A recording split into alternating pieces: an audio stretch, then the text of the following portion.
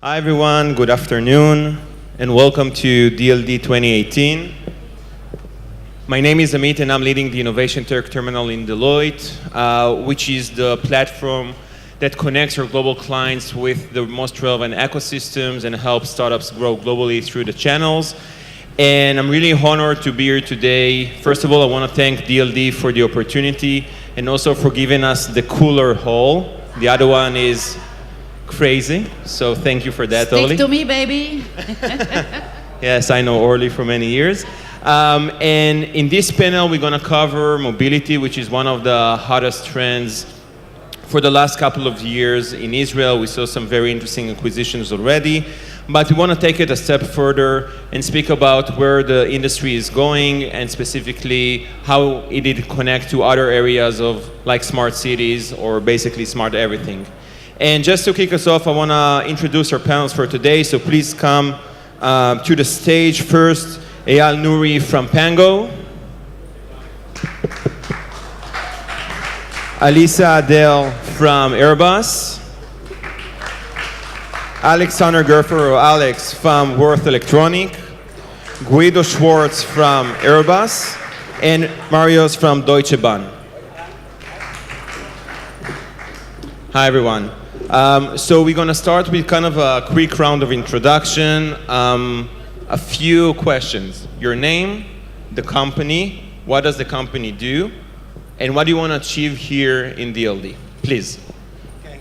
Hi, everyone. Sorry for being sweating a bit.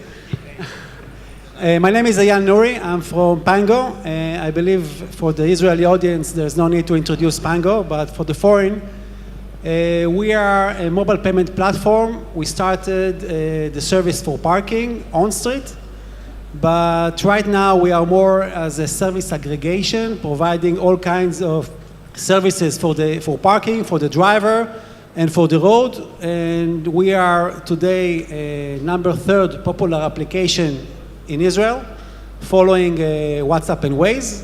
By the way, Facebook is number 4. And just to understand the magnitude of the brand of Pango in Israel nobody uses the word parking anymore. Instead of if someone tells you I forgot to put Pango, that means he forgot to pay for parking. So this is how the brand is strong. And we are here to explore other opportunities in the mobile arena, mobility. Thank you. Hello, thank you for the invitation. I'm Alisa Adel. I am part of Airbus. I think no need, if you came to this conference, you probably flew in one of our aircrafts. We are a global aerospace company. Large commercial airplanes are a large part of our business, but we're also a European leader in defense space, and our helicopters are some of the most innovative in the world. My job is to bring external technologies, new external technologies to Airbus. It is about research and technology across the group.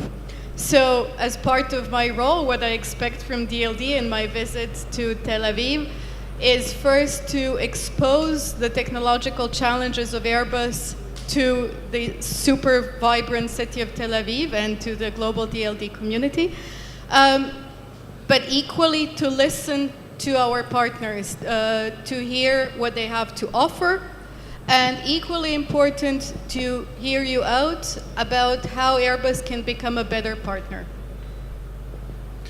Yeah, my name is Alexander Gerfer. I'm from Worth Electronic. We do manufacture electronic components, mainly based in Europe, but worldwide available. And we are here as CTO and CEO, both functions in one person. We are here also to see what's going on in this ecosystem, what kind of innovation is here in direction to our components, 3D printing, sensoring. And so I'm leading the R&D, product design, quality team, and as well supply chain. So that's in short form my function. Guido. Yes, my name is Guido Schwartz. I'm working in the division of Airbus Defense and Space, and I'm looking after internal incubation and also acceleration processes. So we work together with startups who have a focus on the fields defense and space. And in Israel, I'm looking into existing technologies and how they could be actually useful for our innovation processes internally. All right, my name is Marius Pigula. I'm head of open innovation at Deutsche Bahn, which is not Deutsche Bank. It always gets mixed up here, I think. It's the same in the US, though. So we're Europe's biggest train company, so we take people and goods from A to B. And within Deutsche Bahn, we initiated a platform called Beyond 1435, where we work together jointly with other corporations in the mobility and logistics sector to work with startups and jointly scale them within our industries. And this is also for us the presence being here. We're with a whole delegation here, and thank you for the invitation. And this is what we do here in Tel Aviv to tap into the ecosystem with Beyond 1435. And we had back-to-back meetings with a ton of startups already, and it's very impressive to see what's going on here. Absolutely. So just before we dive into the panel, just by raise of hands, how many in the audience are visiting Israel, meaning not living in Israel, by raise of hands? Interesting. How many are investors, corporates, startups? Just in the wrong panel? Okay. Good. I see you there. Okay. So, Mel, maybe just starting with you. So, the space is growing really quickly. And we're seeing where the industry is going and kind of jumping between automotive into mobility, into smart cities. What role do you see your company play in 10 years in this space? Well, I mean, if you take a look at railroads have always been a key player within the mobility space, right? And this is a very long and robust business that has always been there. So it's pretty much not imaginable that it will not be there in the future. So what I want to say with this is that we definitely need to digitize our core business in order to live up to customer demand nowadays. Yes, absolutely. But I think it's not only that. I mean, the digital era nowadays shows us that the game that we need to play also as being a train company is beyond the tracks, so beyond 1,435 millimeters of what we're doing. So this is also the name of the initiative that we are going for. We need to take care and see what's going on in urban spaces, what's going on within other transport modes other than trains. This is, I think, very, very important. And there's also a ton of very asset-light models, how we call it, where you don't have to own the trains or the transport modes anymore, but you actually rule the market through the interface to the customer. And I think this gets more and more relevant to companies like ours. Excellent. Guido, same question. In 10 years' time, we will have products in our portfolio that we're working on at the moment. We will most likely interact with other mobility providers. We will see that we one of the pusher for technologies, and that we can realize solutions that are in the interest of the majority of the people to also serve certain topics that we're facing today in respect to traffic and congestions. Excellent. Alex? Yeah, good. We are a traditional company making components, so we say hopefully in 10 years we help to make it happen, because there will be new applications like the flying car or other kind of transportation. That means for us as a company, we talk about energy efficiency. That's one point, because energy resources are limited. So to get the most out of the energy resources we have by power conversion, that's one of our topics. And at least to bring in new materials, new parts to enable the companies going there, and in terms of also high quality, because you don't want to sit in a car not running after a few kilometers. It's autonomous or not, it doesn't care. Or in a train which stops, or air conditioning Sometimes. does not work, right? Or some kind of airplane not moving because of a small defect. So that's what driving us, new materials, higher demand for higher quality, especially in the autonomous car region, because we go from 8,000 hours testing time right now to 121,000 hours of constantly usage of an autonomous car in a shared economy. It's a different topic, so we are really challenged here. Alisa? In the large aircraft passenger business, Airbus will still be the leader. There will be even more urbanization, there will be more megacities, and more people will fly. And therefore, we are lucky to be in that growing business. On the other hand, a confluence of technological developments such as electrification will lead to disruption in something that one might call today urban air mobility, but whatever will take people through congested areas, through air. In that sense, we know that the disruption is coming, and we prefer to be the ones disrupting it than waiting for others to disrupt us. And in that area, it is not only about the vehicle, it is about a whole system that that will transform in the next 10 years. So it will happen. The dream of getting out of congested cities and flying around will happen. Excellent. And by the way, we're all sitting here jealous that you can wear a dress and we need to wear shirts. And no, we didn't match the white. I just noticed that. So yeah, just to finalize that round, where do you see your role in 10 years? Will be there parking in 10 years? Actually, yes, but about 10% of what we are having right now. I'll take you 10 years from now. We believe that, actually it will be more 15 years from now, we believe that nobody will be allowed to drive. 15 years? Yeah, it's like if you want to ride a horse, you go for a park. So if you want to ride a car, you go for a park. The industry will be shifting dramatically to autonomous car. And autonomous car needs to park, needs to fuel, needs to wash, needs to have insurance, needs to be taken care of for all kinds of car care. And this is where Pango is. We are building an infrastructure for service aggregation, all you need for the car, and then if the autonomous car goes through a toll road, the service operator of this autonomous car, which can be a company with 10 cars or let's say a fleet of 1,000 cars, they don't need to run and do agreements with all kinds of service provider. They need to just have one agreement with Pango, and we'll be the one that have the multiple service agreements with other companies or service providers all around. So Pango will become a service company? Right now, we already.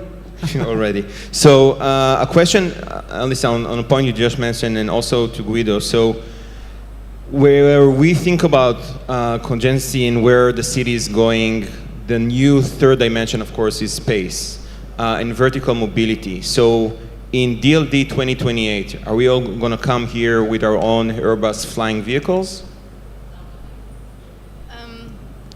That is actually a question that depends not only on Airbus. So we believe it will happen only if the technology develops. We have some challenges in, again, electrification. It is way beyond whether we can build a vehicle. We will build a vehicle. However, it also implies developments in services, support, flight ops, ground infrastructure, and together with a number of enablers such as regulation, government policy, our city is ready for it. For example, cities weren't ready for Uber. We all know that, right? Many cities weren't. I don't know if they're ready for Pango, but I don't think they'll make the same mistakes. So if cities can keep up with the technology developments, I do believe that at least some of us will use that mode of transport. So Guido, just to follow up on that, we see, and Alyssa mentioned how regulator plays such a big role in making that happen. If you could ask one thing from the regulator on a state level or a city level, what would it be? To have regulations. work with us. It's very simple. I mean, this is one of the biggest hurdle in many countries around the world, that the technology is running quicker than the regulations can follow. And so this is something which is really, I think, at the end of the day, realizing the empowerment that we all need. Excellent. I think we should ask the next generation about it. Yeah, she's not going to drive anymore anyway. But until Pango takes over basically everything, and Mel, I'm going to refer the same question to you in a second, how do you think you can monetize? Because you gather a lot of data about movement of people, about location, about condensity. What are the new ways that you're going to monetize the data that you're gathering that you're not already doing now? Okay, excellent question. Actually, Pango, we know, don't tell anyone, but we know everything. We know where you live, we know where you work, we know how much time you spend when you go shopping, and we can tell, we did, for example, a quick analysis for a small company called IKEA. Just to give you an idea, we look about certain neighborhood around the store between 4 o'clock to 8 o'clock afternoon, and we saw it along a couple of weeks, and we saw a real trend that in one neighborhood there is a huge decrease on Tuesday. So, for example, instead of doing a promotion for the whole geographic around the store, you can do it only for a certain neighborhood. Instead of doing a promotion for a whole week, you can do it only for Tuesday, and by that you can save a lot of time. For mobility, for example, we can tell municipalities for a certain road how many cars are passing during 8 o'clock in the morning to 9 o'clock in the morning, and where are they coming from. Percentage from this city, from that neighborhood, and from that neighborhood. And then we can, cities can plan where to build a parking lots, and then from where to take public transportation, and so forth. More sophisticated information on BI that we can have is, for example, we can show you a trend for between two different merchants, competitive merchant, and we know how many percentage of people are coming to each store during the whole quarter. And by that you can tell if there is decrease or increase. You can predict the stock of the company. And basically from BI, the sky is the limit. I want to emphasize one thing. Everything is regardless of private information. Everything is based on percentage. We completely comply with the GDPR regulation in Europe, which is something very important to save and protect everyone's individual data. Interesting. By the way, the last company that knew where we live and where we work got acquired by Google for 1.4 billion. So if you get a call from Google, tell me. So Marius, the same question. How do you see it in Deutsche Bahn? Well, if you take a look at the transport system of trains, basically you have, of course, a lot of data, but a lot of this data is also very safety critical. So this is the data that we can't really use, or we won't use for to interfere with the system or to monetize it, obviously. And also GDPR is also a thing for us, obviously, which is a bigger hurdle to implement business opportunities. But of course, we have numerous activities within Deutsche Bahn tackling the questions about how can we monetize or how can we use the data of our customers, not only to sell them different to have an upside in selling something else, but more likely to achieve customer satisfaction through the interface with the customer. For example, we implement Wi-Fi on the trains, but not only on the trains, but also train stations. So all the time, when a customer arrives in our system, is how we call it, no matter what it is, they will get a digital identity basically on how we know who this person is, where they want to travel, and what might be some hurdles that you already mentioned within traveling within German railways. So we can do the communication around it, and also maybe, yes, also sell a Starbucks coffee along the way and have a rev share deal with this, yes. But more likely to achieve more customer satisfaction within the core business, definitely. So there's a lot going on, and I think there's a huge opportunity also for transport companies to make the data more accessible, not only for the customer itself, but more likely for the business units to improve the services. I want to add to that. We are doing the same. We call it tokenization. The same thing, tokenization. The same thing like we use credit cards. We don't use the credit card information, but we use it as a token. So we use individuals as tokens, and then there is like a firewall between private information and the individual that is traveling. Alex, I want to touch on a point that you mentioned before about the need for a new level of components and reliability, because we're gonna be the car basically is gonna be driven automatically 24 hours a day, 365 days a year. In Israel, 364. We have Yom Kippur, but we speak about the benefits.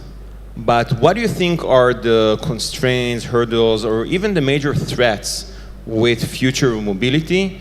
And to make it hard for everyone, I will take off the table the fact that Uber just got the roads more compact with cars. So let's put that aside and think about other threats. You stand more in traffic now because of Uber, not less.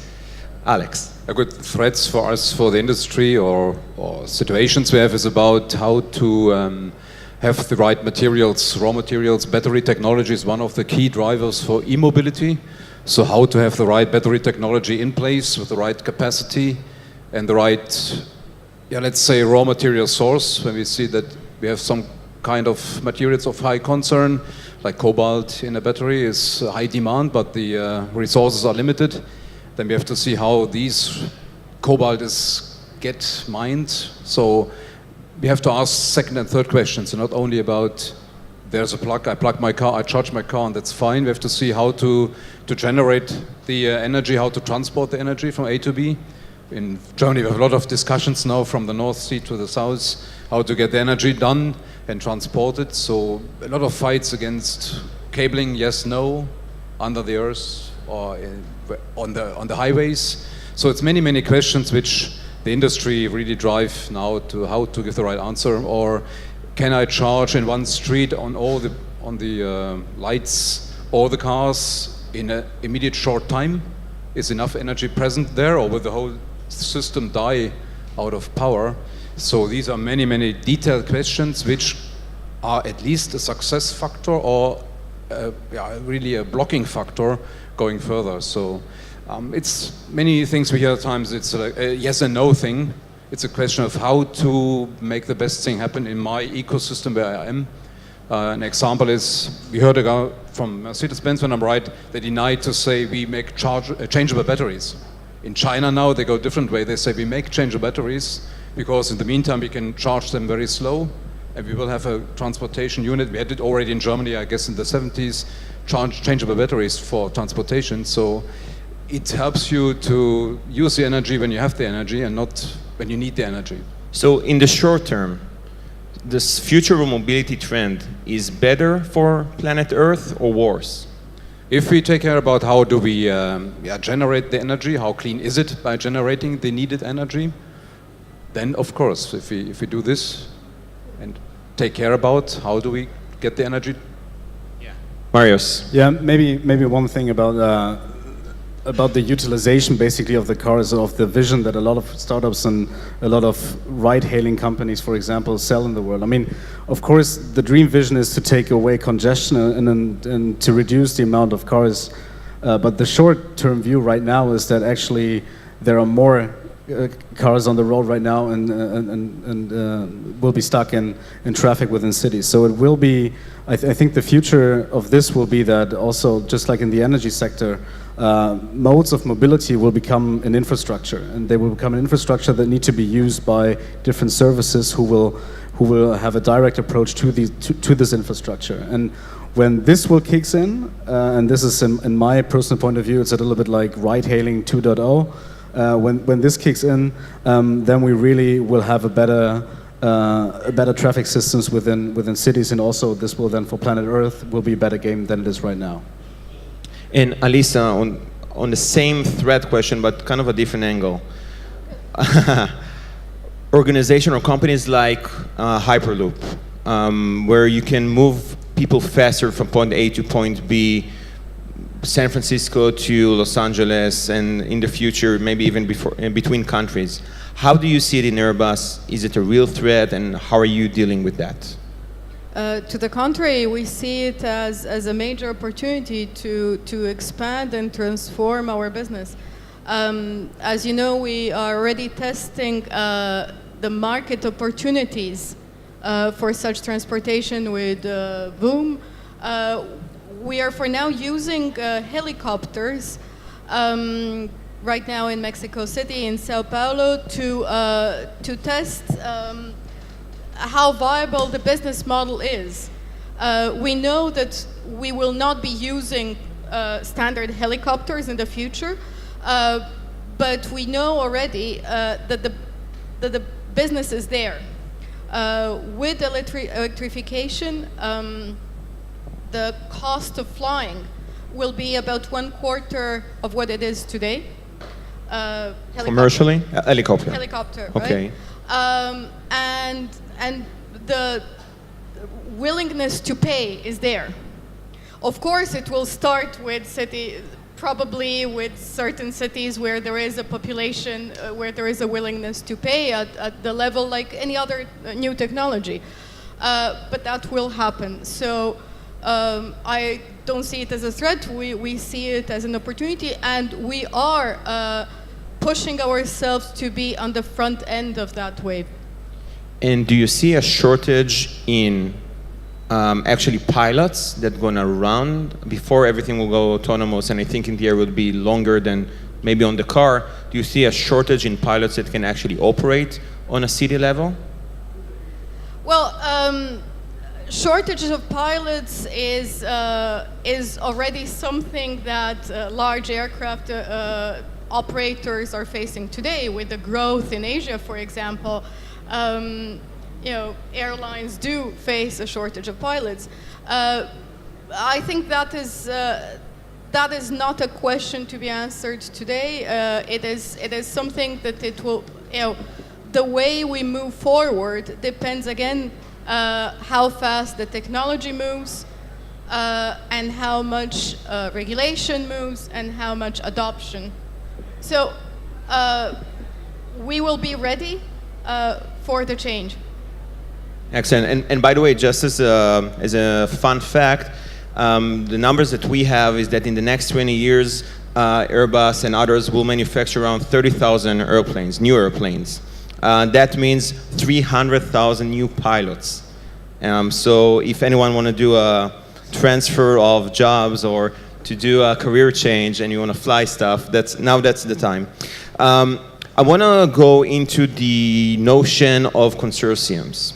So consortiums, in what we saw in cellular that really kind of kick-started the industry in the 90s were GSM. And GSM was companies coming together, thinking about the regulation, building the protocol, and then starting building solutions on top of that. Are you seeing, and this is true for the entire panel, are you seeing consortiums already in the making, or consortiums that should be created in the near and mid-future in order to kind of jump the industry forward?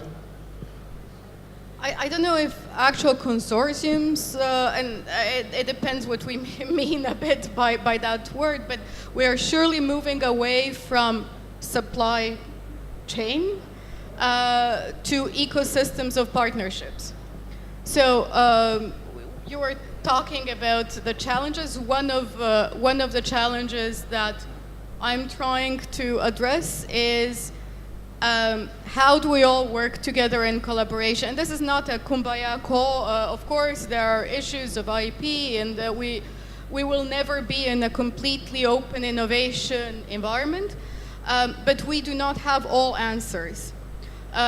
We need a whole ecosystem of partners to resolve these complex issues. And I think this is a good example that the mobility service industry, good for you, you're in it already. I think the numbers are $1 trillion by 2030. We all know that seamless travel is where we're going.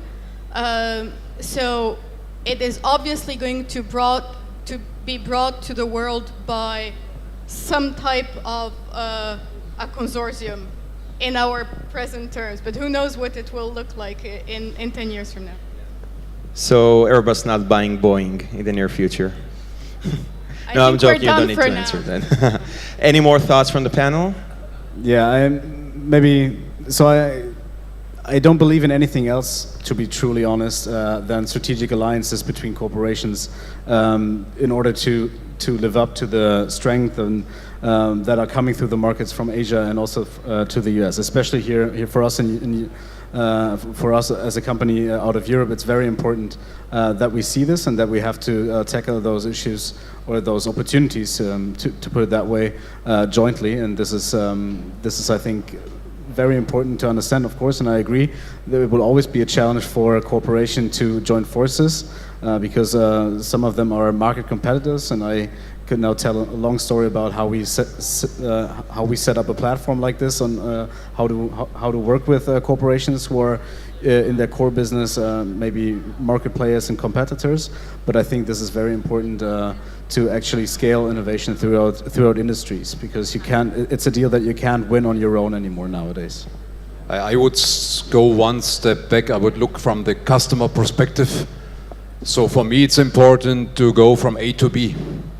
For me, it's not important if I do this by car, by plane, by any kind of transportation, but once I know by data set what kind of customer base prefers which transportation unit or wants to go from A to B in which time, with luggage, without luggage, whatever it is, then I can really streamline my offering into this and adopt my transportation system. And in the big cities, I'm pretty sure the car owners will go down and less, but we have still not only big cities, we have also small cities and villages, so they have also to have their transportation. So we should really look from the customer perspective. And based on this one, build the new ecosystems, which fully link to the need of the customers. And of course, the one or the other customer will pay more for a different service, getting flown from A to B or intermediate from a transportation point A to a train station B, whatever, then to C and then to D. But we have to really understand what do the customer need and how do we then build the ecosystem around this one. And at the end of the day, I think everyone is agreeing we need certain enabling technologies. I mean, 5G is the best example for that. So this is only working in corporations, because different corporates have to come together to make this kind of technology available so that we can fly autonomous, that we can drive autonomous, that we have all those IoT-related aspects at hand, so that this future that we all by now starting to look into really becomes reality. Nothing to add. No. Not to add. Oh, no, that's fine. So, Marius, when we imagine the smart city and future mobility, we all see autonomous cars, we all see shared rides, we even see, we call it shared autonomous, but it seems like we forgot about the train outside the city and in the city. And for many, many years, the train system was kind of the most innovative and most reliable in moving people from point A to point B, as Alex mentioned. How do you see the place of the railroad and the rail stock in the future? Yeah, that's a tough question. I mean, by the end of the day, I'm not a fortune teller, but I can try. So I think it's a very, very strong distinction between long-distance trains and then urban areas. So I think within long-distance trains, of course, there will also be radical innovation when it comes, for example, to Hyperloop. That could be a substitute for the long-distance trains that we're running, and so on and so forth. I totally agree with that. But when it comes to high-dense areas like big urban metropolitan areas, there is a special need not only for the on-demand transport system that we all look at right now and nowadays, but also for mass transportation from point A to point B. And you also have to see that trains are in this equation. Trains are a very cost-effective and very impactful system. So I do think that also train system and light rail asset will have their key role also in urban and mobility areas in the future. But it will be not only that, and also for us as being an actual transport company who is active in all those fields, we do have to look at different transport modes, different business models out of this. The shared economy obviously is important. I mean, we see a lot of e-scooters floating around here in Tel Aviv, for example, which is not yet regulated well in Germany, for example. But this is a thing I think where it really converges and supplements each other to a good experience of mobility. And just like you said, Alex, by the end of the day, for the customer, they don't give a damn about, okay, is it going to be a train that takes me there? Is it going to be a drone taxi? Is it going to be an e-floater? Whatsoever. I just want to get there and to the most convenient way. And I think this is the point where all those transport modes will come together and be the answer only in summary of it, but not solely. Really interesting. And now, kind of a question for the group. We're coming close to the end. I want to touch the kind of the hot potato in the room, which is how you do open innovation and collaboration between corporates and startups. Never easy. There's a lot of friction and frustration, and that corporate versus startups difficulty is not easy to overcome. And I would like to, if you could share your thoughts on how to do it in a more productive way, in a meaningful way, either through open innovation programs or generally through the companies. I think that the most important thing is to meet each other halfway. Part of it is on us. We are bureaucratic, we have heavy processes, we are slow. There is a lot that we need to overcome. We need to overcome our mindset that we know better. Examples of what we're doing towards that, well, my team is completely dedicated to breaking barriers within Airbus so that we can work with the rest of the world. A lot of our business is inside, changing from the inside. I'll give you an example that might sound trivial, but if you're a startup, you probably know this. To sign an NDA, until a year and a half ago, it took months. Literally, see? It takes months because there is email ping pong between lawyers and technical people and so on, and it's an endless process. We've introduced an electronic NDA that we now sign within 2 days. You enter your address, your name, we validate it, click, it's done. It's a standard one, right? It took a lot internally in Airbus to have that accepted, to have a plain vanilla fair thing, right, that we offer to everyone equally.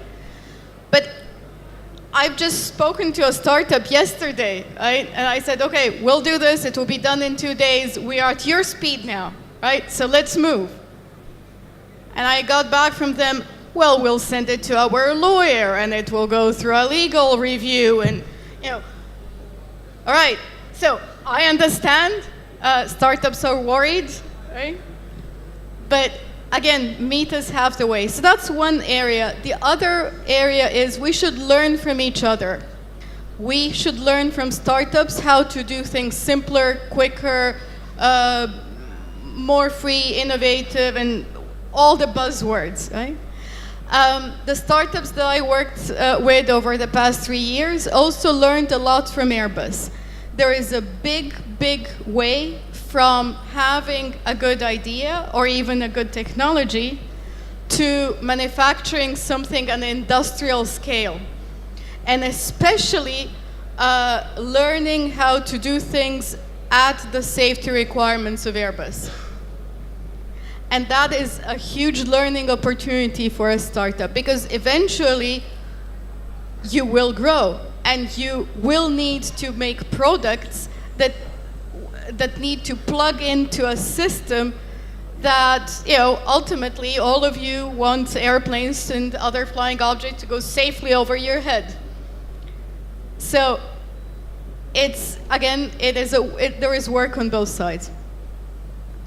Yeah, so this is a topic where you can actually talk ages about because it will never end. But what we learned at Deutsche Bahn is that you have to have your answers at hand in the beginning. So you need to know what you actually want from the startup, from the corporate side. Do you want to invest in a startup, or do you want to improve your business with the startup? So you want to have incremental or like radical innovation potentially. So these are questions you should ask yourself, and then see that you have the right vehicles at hand. And if you have those vehicles then at hand, for example, a corporate venture capital fund, through those processes, you can go very quickly with the startups when it comes to investment. This is, for example, what we set up at Deutsche Bahn 2 years ago, and we already made 8 investments, I think with a pace also which is very much compatible to any other VC there, which is out there. And then also, for example, what we have within our open innovation platform, to have processes in place, for example, like the NDA, we can take one off the shelf when you want to work with us. And but of course, this is also a learning curve for the corporates, right, in that field. And it needed a little bit of learning, and also a little bit of blood, sweat, and tears on the startup side to go through that. But I think also, like nowadays, corporates, or a lot of corporates, are in good shape when it comes to working with startups, definitely. And I also experienced, for example, when we want to move quickly with the startups, sometimes they are even the bottleneck, right? So this is I think very important when you want to work with startups.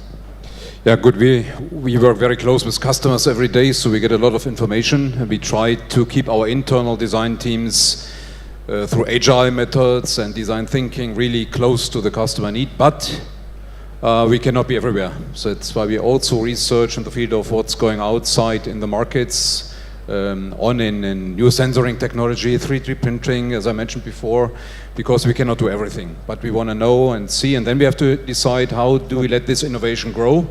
Do we bring it inside the company, or better not, let them grow outside and get big enough to go and make their market on their own, or shared later on with our ecosystem of sales? That's case-by-case decision. So we have the one or the other decision already made. We have one thing totally outside the company, not to let them get disturbed, and at least when you kill the idea, it's also not good. You cannot reshape, but you have to tell them and to help them how to address the market. What is missing at the last point of customers getting to you and paying for it and taking your solution? That's where we are, and we say from our side we support you where you need. Money-wise, of course, it can be by really Marcom support, by people we send there from our teams, business developers, but it's really case by case. And I'm pretty sure to be creative, it's not a thing of age. It's not only young people can be creative, even older guys, even if I don't wear a tie or if I wear a tie, but it's that you give room for creativity and to let it grow and take some risk. Not every one of these businesses will make it every time to any success factor. We have to take it, we have to make it. That's most important. Don't be shy, go, and if you fail fast, or try it better the next time. Yeah. Absolutely. And I think by what we see as well is that there's a lot of friction between corporates and startups. Speed you mentioned, NDAs. The banks are even worse than you are, by the way, 18 months usually. And I think basically we look at that being in the middle, which I think is part of what you do in the corporates. It's kind of being, we call it the smart curator, but it's to be the marriage counselor of the process, right? It's kind of hold it all together and make sure and help, as Alex mentioned, to help the startup think about the business aspect and not only about the technology, or not pitching only to the startup. So unfortunately, we are out of time. So first of all, I want to thank our panelists. Round of applause, everyone. Definitely there is a bright future ahead of us, and I think we're only just scratching the surface. So thank you very much, and I hope to see as many activity between the local ecosystem and your corporates. Thank you very much. Thank you. Great panel.